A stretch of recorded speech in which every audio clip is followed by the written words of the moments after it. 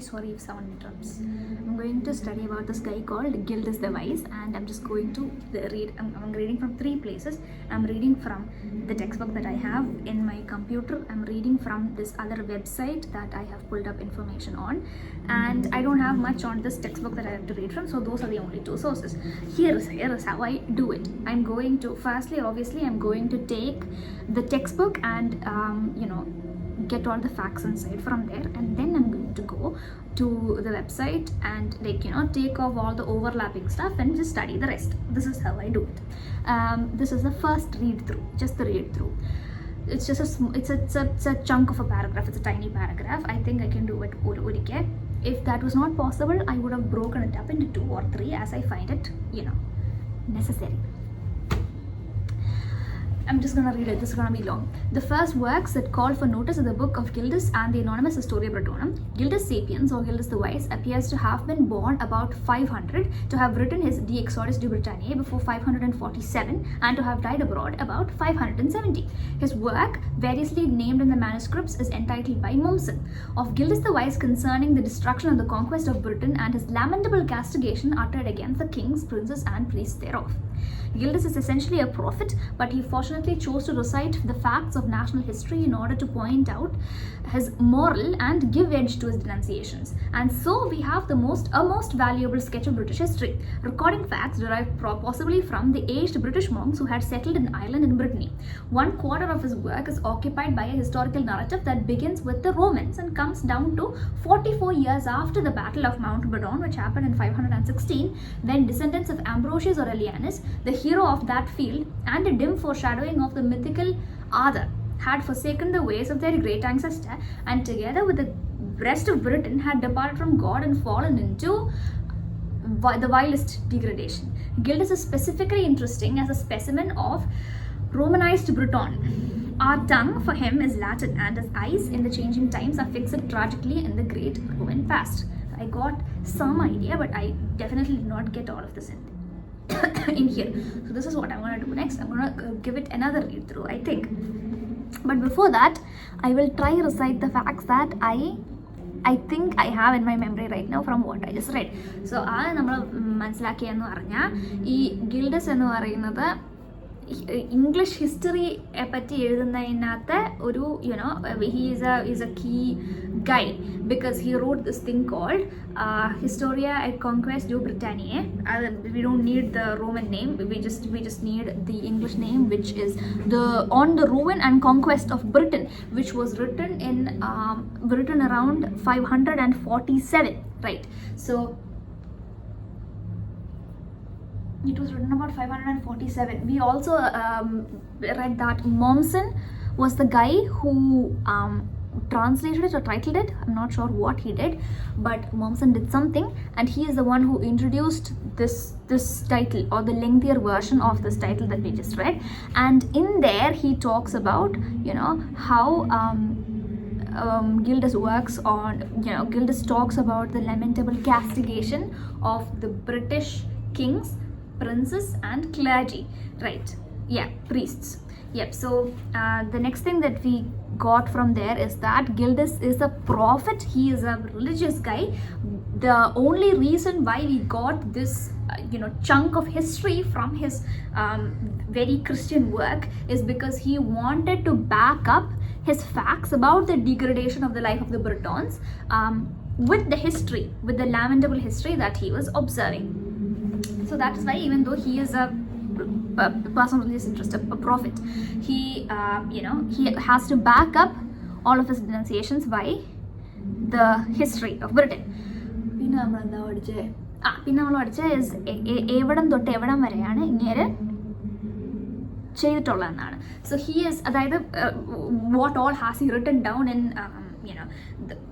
what is it called, on the ruin and conquest of Britain. So he said to have been born in 516? 500? I don't remember that, so I'm going to go look at it. When was this guy born? 1/4 of his works. He was born in 500. I was right. Yeah, he was born in 500. ഇയാള് on the ruin and conquest of Britain എഴുതിയത് 547. നമ്മൾ നോക്കുന്ന date mount ബെഡോണിൻ്റെ date ആണ്. Why we're looking at the date of Mount Bedon? Because we know that the guy was alive during that time, and in his historical work, അല്ലെങ്കിൽ in his work, that in the part of his work that is a historical narrative, he writes about stuff from the Roman conquest and comes down to the events of the Battle of Mount Bedon, which is why we knew that he was alive during that time. And the Battle of Mount Bedon happened in 516, and he wrote about the history that happened almost up to 44 years after the Battle of Mount Bedon.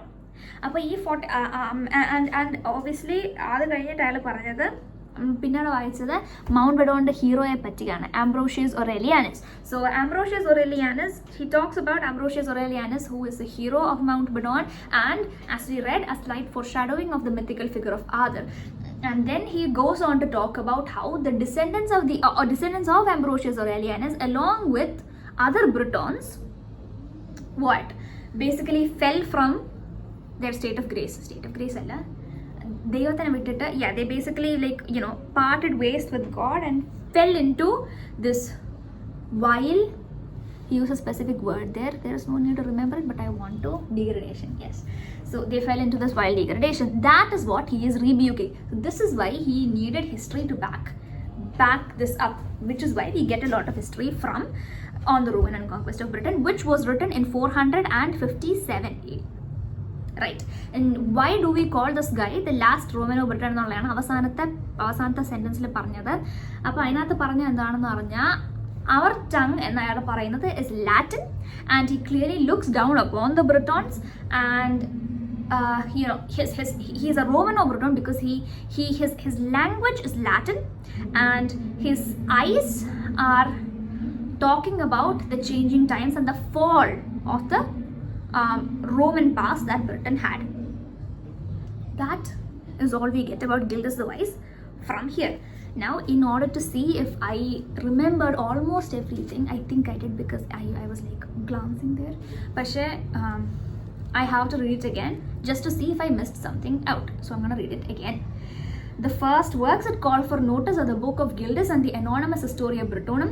Gildas Sapiens, or Gildas the Wise, appears to have been born about 500, to have written his De Exodus Britanniae, rule and conquest of Britain, before 547, and to have died, he wrote it before 547, see, we were wrong there, he wrote it before 547, and to have died abroad about 570. That is not necessary, but it's okay to remember it. He died abroad in about 570.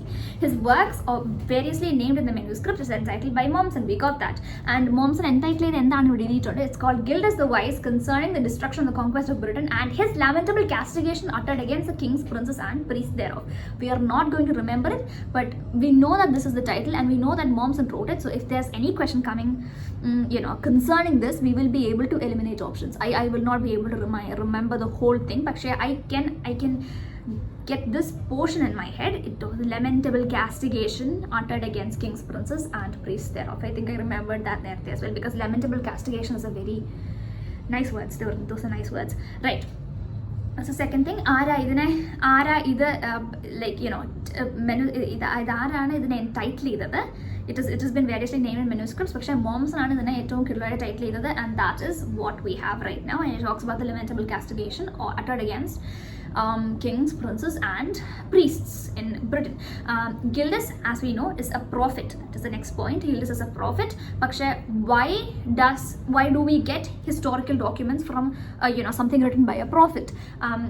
That is because he had to recite the facts of national history in order to point out his moral and give edge to his denunciations. We said that, we remembered that. So that is why we have the most valuable sketch of British history. And this we didn't say.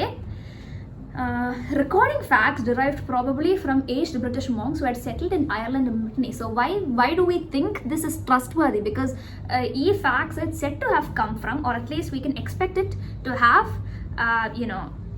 been uttered by monks who had settled in Ireland and Britain, aged British monks who had settled in Ireland and Britain. So that is Okay, cool. That is not something, that's not anything that verifies anything, but whatever. Okay, so we have to remember that. Why is it considered history? Right. So, fourth point. 1/4 Roman of his work is occupied by historical narrative. So yeah, ഇതിൽ historical narrative ഇല്ല. ഇയാളുടെ വർക്കിൽ historical narrative എന്താ പറയുന്നത്? ഇത് നമ്മൾ ഓർമ്മിച്ചായിരുന്നു നേരത്തെ. It is occupied by historical narrative that begins with the Romans and come down to 44 years after the Battle of Mount Badon, which happened in 560. Right. When the descendants of Ambrosius or Aelianus, we did remember his name as well, who was a hero of the field and a dim foreshadowing of the mythical author, we remember that too, had forsaken the ways of their great ancestor and together with the rest of Britain had departed from God and fallen into the wildest degradation. Yep. Gildas is specifically interesting. Now, the fifth point is, why is this guy interesting as a specimen of Romanized Britain? Because our tongue and Latin, he looks down upon the fall of the Roman past of Britain. That is why man is called Gildas the Wise. I don't know. Okay. 5 main points ആണ് നമ്മൾ ഇതിനകത്ത് നിന്ന് മനസ്സിലാക്കിയത്. എന്തൊക്കെയാണ്? ഇയാളുടെ book, ഇയാൾ എപ്പോഴാണ് ജനിച്ചത്? 500 അല്ലാണ് അങ്ങനെ ജനിച്ചത് നമ്മൾ പറഞ്ഞു. പിന്നെ 570 he died abroad എന്നാണ് പറഞ്ഞത്. That is not important. He wrote this thing called To Exodus to Britannia. That is not important anyway, on the ruin and conquest of Britain. Okay. പിന്നെ നമ്മൾ എങ്ങനെയാണ് ഈ മാനുസ്ക്രിപ്റ്റിനെ എൻറ്റൈറ്റിൽ ചെയ്തിരിക്കുന്നത്? It is entitle differently in various manuscripts. That is my Pomodoro. Okay, I'm so sorry. That is, it is entitled differently in various manuscripts, but Mommsen is the one who titled it, where he says that Gildas basically talks about, Gildas utters out his lamentable castigation against the kings, the princes, and the priests in Britain. And next thing that we have to understand is that Gildas is a prophet. So why should he be writing history? He is a prophet, but he still recites the facts of national history, and that is where we get a lot of information about national history from British national history from this rather religious text, because he had to cite these facts to give edge to his arguments against the Britons, or his laments against the fall of Britain, laments for the fall of the Britons. And next, what historical shit does he have in his book? So obviously he talks about history spanning from the Roman period in Britain to the Battle of Mount Badon, which happened in 516, and there he talks about Ambrosius or Aelianus, who was the hero of the field and who was also a foreshadowing of the mythical King Arthur. And then he talks about then he writes about up to 44 years after the Battle of Mount Badon and the fall of the descendants of Ambrosius or Aelianus along with the rest of the Britons. Right? These people have departed from God and fallen into the wildest what? Degradation. I don't know why I want that word remembered. Anyway.